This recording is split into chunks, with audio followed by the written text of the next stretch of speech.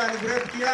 मैं आमंत्रित करता हूं माननीय रमेश चंद्र मीना जी को, कैबिनेट मंत्री राजस्थान सरकार, जो हमारे समाज के लिए हमेशा संघर्षरत रहते हैं और निश्चित रूप से कुंजीलाल जी ने जो कहा है वो जरूर हमको पूरा करके वो दिखाएंगे। माननीय मंत्री जी रमेश।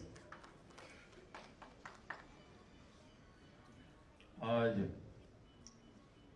आदिवासी दिवस पर सबसे पहले मैं आप सभी को हार्दिक शुभकामनाएं और आप सभी को बहुत बहुत बधाई। मंच पर विराजमान हमारे प्रमुख शासन सचिव कुंजीलाल जी, रावली मंच की अध्यक्षा यशोदा जी, शिवचरण जी और तमाम यहाँ अधिकारीगण, मेरे बुजुर्गों, मातृशक्ति। आज थोड़ा मुझे कहीं हमारे रिलेशन में कोई टीए की बैठक है, वहाँ थोड़ा जाना है, इसलिए मैंने समय थोड़ा पहले ले लिया, नहीं तो बाकी मैं आपके बीच में रुकता और आपके बीच जो भी बातें हैं उनको मैं शेयर करता, मुझे अच्छा लगता, लेकिन थोड़ा समय का अभाव की वजह से मुझे जाना पड़ रहा है। तो सबसे पहले जो चर्चा हुई हमारी, कुछ वक्ताओं ने अपने विचार रखे, सभी ने अपने अच्छे अनुभव और अपने आदिवासी व्यवस्था की, समाज की, सबकी बातें उन्होंने रखी। मैं तो इस संदर्भ में इतना कहना चाहता हूं आप लोगों से कि एक तरफ तो हम बहुत आगे बढ़ गए हैं कि जैसे आज चर्चा हो रही है विश्व आदिवासी दिवस पर, पूरा विश्व मना रहा है। दूसरी तरफ भारत में हमारी राष्ट्रपति द्रौपदी मुर्मू राष्ट्रपति बनी है, खुशी की बात है। लेकिन मैं इस राजस्थान में विभिन्न जिलों का दौरा करता हूं, तो दौरा किया है मैंने, तो वहां पर जब स्थिति देखी है मैंने, तो बड़ा अजीब लगता है कि आज भी हम बहुत पीछे हैं। क्योंकि अभी आपने पढ़ा होगा झाड़ोल की बात, कोटडा की बात, कि आज भी हमारी बच्चियां 1 से 1.5 लाख में बेची जा रही हैं सौदागर दलालों के माध्यम से। एक तरफ हमारी महिला राष्ट्रपति बनी है और ये भी आप लोग पढ़े लिखे विद्वान हैं कि 19वीं सदी में कनाडा में जो आदिवासी मूल निवासियों के साथ जो आवासीय विद्यालयों में शारीरिक और शोषण हुआ था, उसके लिए अभी हाल ही में पॉप के फ्रांसिस उसने माफी मांगी है वहां जाकर। तो मैं इस मौके पर जो लोग हैं, जिस तरह हमारे बिरसा जी को जहर देकर मारा गया एक सुनियोजित तरीके से अंग्रेजों ने, तो इंग्लैंड की सरकार से हम कि वो भी आदिवासियों से माफी मांगे, क्योंकि आदिवासियों के साथ जो हो रहा है और आदिवासियों का जो कर्तव्य और जिम्मेदारी, आप लोग सभी कुछ इतिहासकार भी बैठे हैं और शोक करने वाले भी यहाँ बैठे हुए हैं, तो कुछ ऐसी चीजें छूट गई हैं। जैसे हमारे जो युवा था जयपाल मुंडा के बारे में लोग कम जानते हैं कि वो कैप्टन रहे थे हॉकी के, और उन्होंने राजस्थान में बीकानेर रियासत के प्रधानमंत्री भी रहे और उन्होंने संविधान के सदस्य रहते हुए भी आदिवासियों के लिए कितना संघर्ष किया। और आज उनकी देन है कि झारखंड जो आंदोलन मूवमेंट था वो मरणोपरांत मतलब उनको भारत रत्न पुरस्कार मिलना चाहिए, उन्होंने इतना अच्छा काम किया। तो ये बात आप लोगों को उठाना चाहिए और जनता के बीच में ले जाना चाहिए। इसी तरह आपके तिलका मांझी थे, उन्होंने भी अंग्रेजों से और जागीरदारों से, रियासतों के राजाओं से आदिवासियों के खिलाफ जो राजस्व वसूली और जो परेशानी जो होती थी उनके खिलाफ एक बड़ा आंदोलन किया। और उस समय के जो राजस्व अधिकारी वो जिला कलेक्टर कहलाते थे, उनको एक तीर से जहरीले तीर से भागलपुर जो कलेक्टर थे उनको मार दिया था। उसके बाद ये पकड़ में नहीं आए, इनके खिलाफ इनाम घोषित हुआ और उसके बाद में अंत में जब पकड़े गए तो घोड़ों से घसीट कर और एक पेड़ के नीचे ले जाकर छोटे नागपुर में इनकी फांसी की सजा दी गई थी। तो ऐसे हमारे जो लोग थे जिन्होंने आजादी की कुर्बानी के लिए क्या नहीं किया, लेकिन उनका नाम उस इतिहास में जहां होना चाहिए वहां नहीं है। जैसे आप बात करें गोविंद गुरु की मानधाम है, मानगढ़ धाम है, कि उन्होंने वहां पर रियासतों के राजाओं के खिलाफ, जमींदारों के खिलाफ और ब्रिटिश सरकार के खिलाफ वो आंदोलन कर रहे थे और जागरूकता आदिवासियों में ला रहे थे। तो ब्रिटिश सरकार की सेना ने, रियासतों की सेना ने संयुक्त मिलकर उन पर धावा किया था और उस समय हमारे 1500 आदिवासी मारे गए। लेकिन आज जलियांवाला बाग की तो कहानी इतिहास में आती है, लेकिन उस बात की इतनी चर्चा नहीं है। तो इसको भी आप लोगों को देखना चाहिए और जनता के बीच में ये बात को उजागर करना चाहिए। जितने भी हमारे आदिवासी जो लोग हैं पूरे देश और विश्व में अपनी पहचान और अपनी परंपरा की जो आप चर्चा कर रहे थे, धोती कुर्ता है, आपकी जो पहनना है, हमारे जो कन्हैया पार्टी बैठी है, जो बुजुर्ग हैं, जो परंपरा है, जो संस्कृति है, इसको भूलना नहीं चाहिए। लेकिन अब व्यवस्था और समय के साथ जो आज का हमारा युवा है वो भटक गया है और उसको ये पता नहीं है कि मैं कर क्या रहा हूं। वो सोचता है कि मैं कह रहा हूं जो सही है, क्योंकि जब प्रैक्टिकली जो फील्ड में आता है तो वो निराश हो जाता है। तो संघर्ष करने की जरूरत है और बुजुर्गों से जो कहते हैं भाई संस्कार वो पूरे नहीं मिल पा रहे हैं। तो हमारी युवा पीढ़ी नशे की तरफ बढ़ गई है। इसमें कैद, दारू पीना है, गांजा पीना है, दूसरे शौक कर रहे हैं। लेकिन हमें अन्य समाजों से इस बात में शिक्षा लेनी चाहिए और उसमें कभी कोई भी आदमी छोटा हो और बड़ा हो, यदि उसके पास कोई गुण है या उसको हमसे ज्यादा जानकारी है तो उससे लेना चाहिए, सीखना चाहिए। किसी भी क्षेत्र में हम किसी की बुराई कर देते हैं या किसी सब्जेक्ट के बारे में कह देते हैं ठीक नहीं है। ठीक जब कह सकते हैं जब उसकी विषय की जानकारी, जिसे कहते हैं ना पीएचडी स्पेशलिस्ट, हमें भी जानकारी है तब हम उसका खंडन कर सकते हैं। लेकिन बिना जानकारी के हम कुछ भी कह देते हैं। तो पहला बिंदु जो मेरा चर्चा कर रहा था कि मैं जहां जाता हूं वहां पर आज भी स्थिति अच्छी नहीं है। मैं उदयपुर, बांसवाड़ा, प्रतापगढ़, सिरोही, पाली, जहां से यशोदा जी आती है पाली से, इन पूरे जिलों में मैंने देखा है और आदिवासी समुदायों को नजदीक से देखा है। तो मैं तो ये कहना चाहता हूं इस मौके पर, जो हमारे यहाँ अधिकारी हैं, पटेल हैं, बड़े बड़े लोग हैं, ऐसा संकल्प लें कि जो हमारे आदिवासी भाई हैं उनके लिए हम क्या कर सकते हैं, क्या योगदान दे सकते हैं, उनको कैसे आगे बढ़ा सकते हैं। हमारे और उनके बीच में आज भी दूरी है। क्यों दूरी है? आज हम इस अच्छे से हॉल में आदिवासी दिवस मना रहे हैं, उनके पास 2 जून की रोटी का जुगाड़ नहीं है। वो कहीं महाराष्ट्र जा रहे हैं, कहीं मध्य प्रदेश जा रहे हैं, कहीं अन्य प्रदेशों में जा रहे हैं, रोजी रोटी के लिए वो लोग तरस रहे हैं।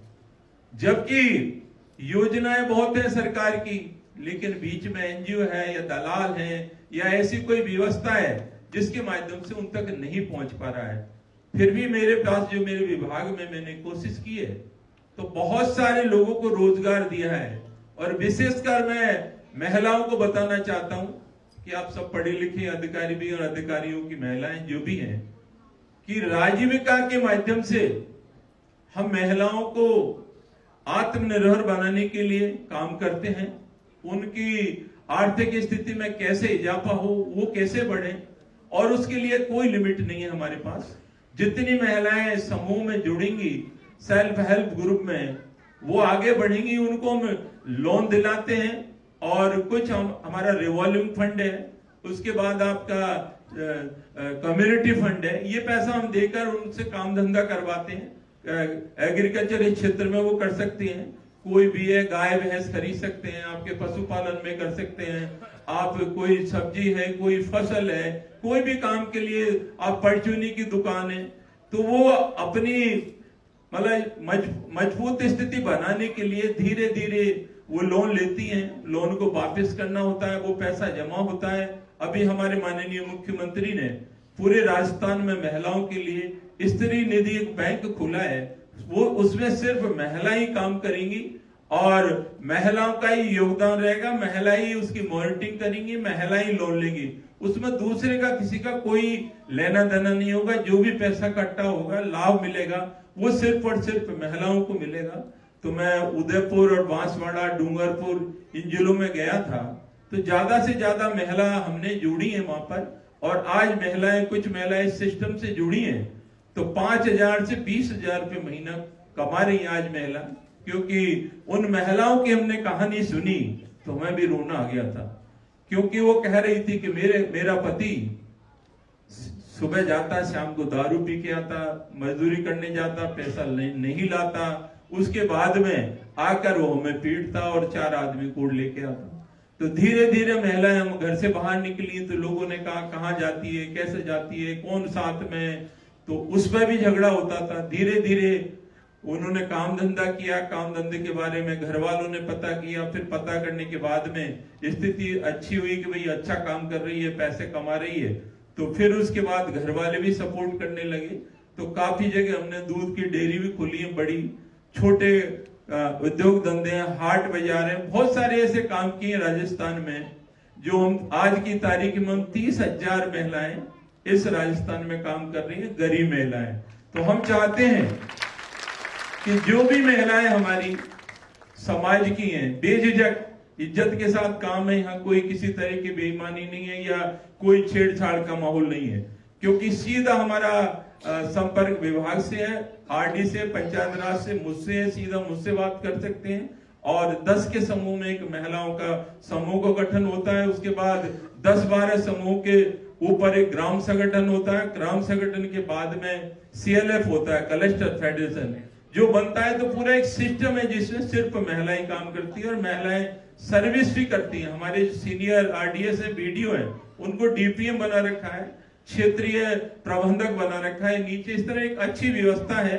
और आदिवासी क्षेत्र में हम करीब 1700 से 1800 लोगों को, एक युवाओं को भी हमें अलग से एक मतलब पैसा देंगे, वो काम धंधा करें। तो इस तरह की हमारी पंचायत राज की जो व्यवस्था है, उसमें हम चाहते हैं कि महिलाएं ज्यादा से ज्यादा जुड़े। हमारे पूरे राजस्थान में कम जुड़ पाई है महिलाएं, काफी जगह तो 1-1 लाख 1.5 लाख महिला हर जिले में जुड़ी है। और जो महिला एक्सपर्ट है पहले से ही, जो समझदार है, वो अच्छा पैसा कमा रही है। कुछ महिलाएं सेहत का काम करती हैं, कुछ महिलाएं आपके बहुत अच्छी जो सब्जी हैं उनका काम करती हैं, और कुछ महिलाएं आपके जो स्त्री सामग्री से संबंधित जो भी सामान है, कुछ महिलाएं आपके डिजाइन का काम करती हैं। बहुत सारा काम है जो महिलाएं जिस हुनर में प्रशिक्षित हो गई हैं, वो एक अच्छा काम कर रही हैं। उनकी डिमांड देश और विदेश में है। तो मैं तो इस मौके पर यह कहना चाहता हूं आप लोगों से कि जो हमारे भाई आदिवासी, जो मतलब स्थिति ऐसी नहीं है कि वो घर चलाएं, तो उन लोगों के लिए हमारे पास एक ऐसी व्यवस्था हो। बातें तो बहुत सब करते हैं, भाषण भी बहुत सब लोग देते हैं और अच्छा भाषण देते हैं, अच्छी जानकारी होती है, लेकिन हम उस स्थिति में पहुंचे राजस्थान में। आज हम आदिवासी दिवस मना रहे हैं, अरावली मंच के माध्यम से मन रहा है, कहीं किसी के माध्यम से मन रहा है। हम लोगों में एकता नहीं है, न हमारे विचारों में एकता है, न हम एक दूसरे को देखना चाहते हैं। तो फिर हमारा समाज किस स्थिति में कैसे आगे बढ़ेगा? हम ही 10 फुट हैं, हम 36 टुकड़ों में बटे हुए हैं, तो कैसे बढ़ पाएंगे? लेकिन मैं आप लोगों से कहना चाहता हूं जो अच्छे लोग हैं, जैसे यशोदा जी हैं, अच्छा काम कर रही हैं, महिला हैं। आपके अभी मैंने पढ़ रहा था, डॉक्टर रजनी है, रश्मि है, इन्होंने एक मतलब बुक्स लिखी है सामाजिक उत्थान के लिए, ये प्रयास कर रही हैं। तो ऐसी महिलाएं या पुरुष हो या हमारे सरकारी सेवा में हो, चाहे प्राइवेट हो, सामाजिक कार्यकर्ता हो, यदि कोई आगे बढ़ रहा है तो उसमें सब समाज के लोगों का सपोर्ट होना चाहिए। और वहां के जो लोग हैं, आपको सोचना पड़ेगा, उनसे दूरी को मिटाना होगा, क्योंकि लोग एक पॉलिटिक्स से वोट की करते हैं। तो हम और उन लोगों को बांट दिया, उनसे कह दिया कि भाई आपका रिजर्वेशन तो या पूर्वी राजस्थान की मीणा खा गए, तो आप वो हमसे नाराज रहते हैं। हम किसी का कोई रिजर्वेशन नहीं खा रहे हैं, हम अपना काम कर रहे हैं। हमारे लड़के कंपटीशन दे रहे हैं, आगे बढ़ रहे हैं, तो उनको भी हम चाहते हैं कि उनकी स्थिति में, आर्थिक स्थिति में इजाफा हो और उनका स्टेटस बढ़े और वहां से अच्छे लोग अच्छी तादाद में आपकी सर्विस में आए। तो इसके लिए सबसे पहले जो बात हो रही थी आप लोगों के माध्यम से, कि हमारे घर की जो फाउंडेशन है, जो मजबूत नींव है, वो महिला है। क्योंकि मैं इसलिए कह रहा हूं आपसे, हमारी राजीविका में चर्चा होती है, गांवों में चर्चा होती है। तो हमारी माँ से एक बार मैं पूछ रहा था, ऐसे ही हम बैठे थे घर में, कि हम जीजी कहते हैं मदर को, तो हमने जीजी से कहा भाई आप ये बताओ कि भाई आदमी आगे चलता है, पत्नी पीछे पीछे चलती है, ऐसा क्यों, पत्नी आगे क्यों नहीं चलती? तो उसने कहा बेटा तेरी समझ में अभी नहीं आएगा, ब्याह हो जाएगा जो पता लगेगा कि जब आदमी आगे चलता है तो वो कहीं गिरने जाए, कहीं दिशा भटकने जाए, कहीं इधर उधर रास्ता भूलने जाए, तो संभालने के लिए उसके और पीछे औरत खड़ी रहती है, और वही उसका सम्मान है और वही उस गृहस्थी की मुखिया है। यही नहीं, ये बरसों से है। क्योंकि आप बात करें भगवान श्री कृष्ण की, तो वो भी बिना राधा के अधूरे हैं। वो भगवान है, परमेश्वर है, क्योंकि वो अल्लाह दीनी शक्ति राधा है।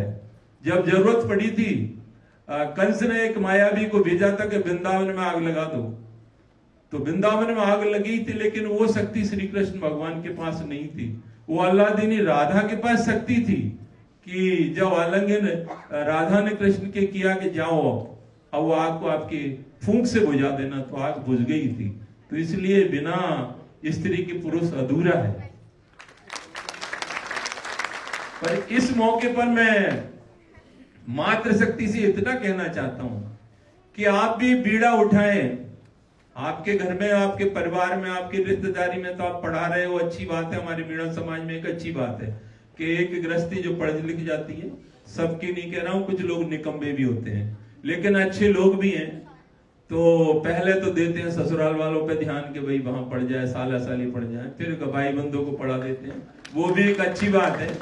पर हम चाहते हैं कि गरीब जो लोग हैं गांव में, जो प्रतिभा है, समाज के हो चाहे अन्य समाज के हो, मानव धर्म अच्छा है, किसी को भी आप पढ़ाओगे, गरीब को प्रतिभा है तो उसमें आप मदद लें।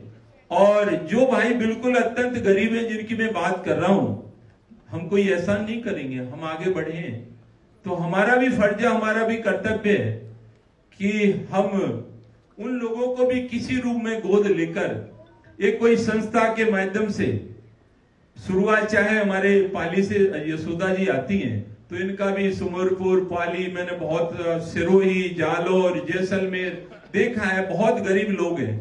आज भी दूसरे लोग उनको मंच पे नहीं बैठने देते, चारपाई पे नहीं बैठ पाते हैं लोग, उनको बोलने नहीं देते, उनके कोई काम नहीं होते, उनको कोई सुनता नहीं है।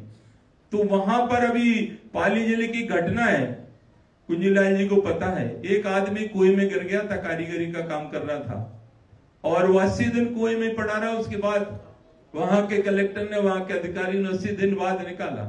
तो ये हमारे समाज की जागरूकता है। हमसे कहते हैं लोग कि भैया आप मंत्री बन गए, विधायक बन गए। हम जब मंत्री बन जाते हैं तो वो कुछ सीमाएं होती हैं, कुछ गोपनीयता होती है, तो हम कहां पे क्या बात कह सकते हैं, कैसे कह सकते हैं। लेकिन फिर भी देखा होगा आपने कि हमने आवाज हर समय बुलंद रखी है, जो बात होती है सीधी, और हमने तय किया कि राजनीति में रहेंगे, ईमानदारी से काम करेंगे, किसी से नहीं डरेंगे। तो मैं तो आप लोगों का आशीर्वाद है। लोग मेरे बारे में सब कम जानते हैं, मैंने तय करके आया हूँ राजनीति में। कुंजीलाल जी को पूछ लेना है, हमारे विभाग के अधिकारी को पूछ लेना, किसी और का आप पता कर लेना। मैंने जीवन में न तो लिया है न दिया है, और सिर्फ राजनीति में ईमानदारी से करता हूं, इसलिए लोग मुझे वोट देते हैं। लेकिन मैं गरीब की सेवा करता हूं, गरीब को गणेश मानकर, भगवान मानकर कोशिश करता हूं। सबका काम तो मैं भी नहीं कर पाता हूं, क्योंकि राजनीति में कितने आश्वासन कितने होते हैं तो हम साफ कहते हैं काम हो गया नहीं होगा, लेकिन कोशिश पूरी रहती है। उसके लिए मैं किसी अधिकारी से भी लड़ सकता हूं, सीएम से भी लड़ सकता हूं, मंत्री से भी लड़ सकता हूं काम कराने के लिए। मेरी किसी से वैमनस्यता नहीं है। मैं एक दो बार इनसे भी लड़ गया हूं, साथ में बैठे कुंजीलाल जी से भी काम के लिए लड़ता हूं। वो घर पे वही संबंध है, हमारे भाई हैं ये भी हमारे। लेकिन गरीब का काम कैसे हो, हमारे लोगों का काम कैसे हो, तो इसके लिए जो आप लोग बुद्धिजीवी वर्ग से हैं, जो लोग यहाँ बैठे हैं, कुछ लोग जो जानते हैं कि समाज में सुधार जब ही हो सकता है जब कुछ चीजें ऐसी हैं जिनको हमें अनुसरण करना होगा। कुछ समाजों में हमने देखा कि आज की व्यवस्था है, ब्याह शादी में हम जाते हैं, छोटी छोटी बातें, ज्यादा टाइम थोड़ा 2 मिनट का लूंगा मैं, तो हम 10 ग्रुप हैं, 10 ग्रुप अलग अलग कुर्सियों पर लगा के डेरे बैठ जाएंगे। कोई नेता आ गया तो नेता अलग बैठ जाएगा, अधिकारी अपनी दुकान अलग जमा लेगा, महिलाएं अलग अलग बैठ जाएंगी, और रौब इतना हो जाएगा कि मेरा पति तो शायद सबसे बड़ा ही अफसर है, शायद वही कलेक्टर है या वही बड़ा मुख्यमंत्री है। बात नहीं करते एक दूसरे लोगों से। समय समय में गांवों में जाओ, अपनी भाई बंधुओं से, अपने गृहस्थी में सबसे मिलना जुलना, वहां किस अभिमान की बात, किस बड़पन की बात। यदि वो लोग नहीं पढ़ाते तो आज यहाँ पे कुर्सी पर आप बैठते न, मैं यहाँ से भाषण देता। ये उन्हीं की देन है, जो बैठे हैं ऊपर बैठे इन लोगों की देन है। तो मेरा तो कहना यही है आप लोगों से कि कोई भी पार्टी हो, कोई भी विचार हो, जो युवा पीढ़ी है उसको बड़ों का आदर करना चाहिए। ये मैंने अन्य समाजों में देखा है, एक चौपाल पे बैठते हैं, 10 चारपाई पे मिलके बैठते हैं, वहां सिर्फ सामाजिक चर्चा होती है, उसमें सारे युवा सहयोग करते हैं, वहां सेवा करते हैं। लेकिन हमारे समाज में देखा है, हमारे युवा या तो वो डांस वांस क्या बज रहा है, मैं जो बस बजेगा उस पर नाचेंगे, या फिर दारू पी के झगड़ा करेंगे। हमारे बुजुर्गों का कोई सम्मान नहीं है। वही कहते हैं हम ही करता धरता है, अब तो जेएनयू से पढ़ के आ गया, कोई कहीं से पढ़ के आ गया, कहां से कौन डिग्री करके आ गया, वो उसको किसी की चिंता नहीं है कि मैं ही हूं जो हूं। लेकिन हम कह रहे हैं भाई युवाओं से, जब ये लोग यहां तक पहुंचे हैं, इन्होंने धक्के खाए, कितने दरवाजों पर ठोक लगाई है ये आपको पता नहीं है, क्योंकि इनकी मजबूरी है। जब हम मजबूत हो जाएंगे हमारा राज होगा। अभी राज नहीं है हमारा, हम भी धक्के खा रहे हैं। अभी जब आ जाएंगे उस ताकत पे कि भाई कोई दिक्कत नहीं है, कोई चिंता की बात नहीं है, तो जब आप आओगे प्रैक्टिकली फील्ड में, जब नौकरी करोगे या धंधा करोगे, तो किस किस के दरवाजे पे घंटी बजाते फिरोगे, कब टाइम मिलेगा। तो ऐसी ताकत बनो, इस देश की नीति और दिशा और दशा बदलने की ताकत रखते हो, वो काम करो। इतना पढ़ो लिखो, इतना काम करो, इतना संघर्ष करो कि हमें कोई रोक नहीं पाए। ये ऐसी जज्बा होगा हमारे पास में, क्योंकि आज हमारा देश आजाद नहीं होता, हमारे आदिवासी भाइयों में जज्बा था। अंग्रेजों ने खूब रगड़ा था, राजाओं ने भी खूब रगड़ा, चाहे आप जहाजपुर भीलवाड़ा की बात कर लें, चाहे आपके दूसरे प्रांतों की बात कर लें, झारखंड की, जहां भी आंदोलन हुए कोई से भी, हमारे आदिवासी कभी पीछे नहीं हटे। कितना भी नुकसान हुआ तो वो जज्बा हमारे युवाओं में होगा।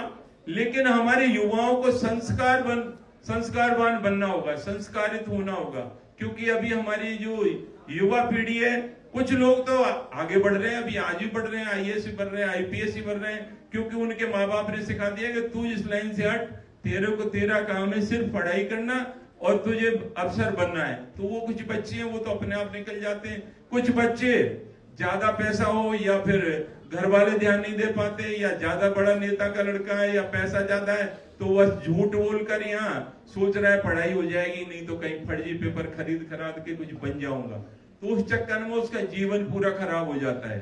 तो हमारा तो आप लोगों से निवेदन है कि समाज को कैसे सुधारना है, समाज में कैसे एकता लानी है, वो सब आप लोग ला पाएंगे। ये नेता और अफसर नहीं ला पा सकते। इनके तो सबके, मेरे और हम सबके अहम भरा हुआ है। जनता चाहेगी, समाज चाहेगा किस दिशा में एक जगह बैठना है और हमें आगे बढ़ना है। आज बात हो रही है 5वीं अनुसूची की बात हो रही है, या हमारी ग्राम सभाओं के अधिकारों की बात हो रही है, हमारे विस्थापन की बात हो रही है। आज पूरे देश में 6 करोड़ विस्थापन हुए हैं, उसमें 75% आदिवासियों विस्थापन हो गए। उनकी जमीन लोगों ने, धनाढ्यों ने ले ली, उद्योगपतियों ने ले ली। तो क्यों ले ली? क्योंकि हम संगठित नहीं है, हम हमारे अधिकार की लड़ाई लड़ना नहीं जानते हैं। एक के साथ हो रहा है, दूसरा सपोर्ट करेगा, इसको बस डाउन कर दो, ज्यादा पैसे वाला हो गया, ज्यादा काम किया, इसको खत्म कर दो। ये खत्म करने का और ये सिस्टम मत बनाओ। आप बड़ा आदमी बन जाओ, आप कोशिश करो कि मैं भी इतना बड़ा कैसे बन सकता हूं। वो कंपटीशन की भावना नहीं होगी कि लड़का आईएएस बनाए, आईपीएस बनाए या बिजनेसमैन बनाए। तो हमें कौन सा काम करना होगा? ईमानदारी से। जो फर्जीवाड़ा करके गलत कामों से बन जाते हैं बड़े लोग, वो ज्यादा दिन नहीं चलते, उसके घर में अशांति रहती है। और ये पैसा तो समय फिक्स निश्चित है, जिसका जन्म हुआ है उसकी मृत्यु भी तय है। तो इस पैसे के चक्कर में ज्यादा लालच मत रहो, या ज्यादा वैभव, कहते हैं 7 पीढ़ी की मत जोड़ो। जो पैसा आ रहा है आपके पास में, कुछ पैसा गरीबों को आप तय कर लो कि भाई ये गरीबों के लिए है और ये गरीबों की इससे सेवा करनी है, तो समाज जब भी आगे बढ़ सकता है। बात तो काफी बहुत सारी है, लेकिन फिर कभी दोबारा मुलाकात होगी। और मैं अरावली मंच की हमारी अध्यक्षा यशोदा जी और जितने भी हमारे अधिकारीगण यहाँ और विराजमान हमारे बुजुर्गों, सभी को मेरा नमस्कार और ढोक। और एक बात इन्होंने रखी है जमीन के बारे में, तो मैं निश्चित रूप से मुख्यमंत्री जी से बात करूंगा आपकी, ये फाइल को अपने सिस्टम से पहुंचा दें। क्योंकि अभी श्री मीना शिक्षण संस्था कोटा के द्वारा जो विश्वविद्यालय मीनिस विश्वविद्यालय जो बना है, तो वो फाइल भी मेरे पास विधायकों से 10 लाख रुपए देने का जो अटका हुआ था सिस्टम काफी दिनों से, मैंने खुद ने फाइल बनवाई, अधिकारियों से चलवाई, मुख्यमंत्री से चर्चा की। तो जयमिनिस विश्वविद्यालय में राजस्थान का कोई भी विधायक, क्योंकि वहां इतना पैसा नहीं था, 15 करोड़ की लागत से बनेगा, उसके बाद और भी काम होंगे। तो जितने भी हमारे विधायक हैं या जनरल के भी विधायक हैं, उसमें अब 10 लाख रुपए प्रति विधायक दे सकेगा, उसके आदेश हमने निकलवा दिए। तो जो भी हमारी तरफ से जो भी काम आएगा सोशल, उसके लिए कभी मना नहीं है। लेकिन कुछ लोग क्या है कि प्रचार करते हैं, प्रसार करते हैं, कुछ लोग अपने आप ही काम करते हैं, दिखावे की जरूरत नहीं है, और जो दिखावा करता है वो ज्यादा दिन नहीं चलता है। तो आप सभी को बहुत बहुत धन्यवाद। राम राम साहब। बहुत बहुत धन्यवाद माननीय मंत्री जी का। आपने बहुत ही सारगर्भित बातें की और समाज के लिए निश्चित रूप से आपने बहुत बड़ा योगदान दिया। जिस तरह से जो यूनिवर्सिटी में 10 लाख रुपए का प्रत्येक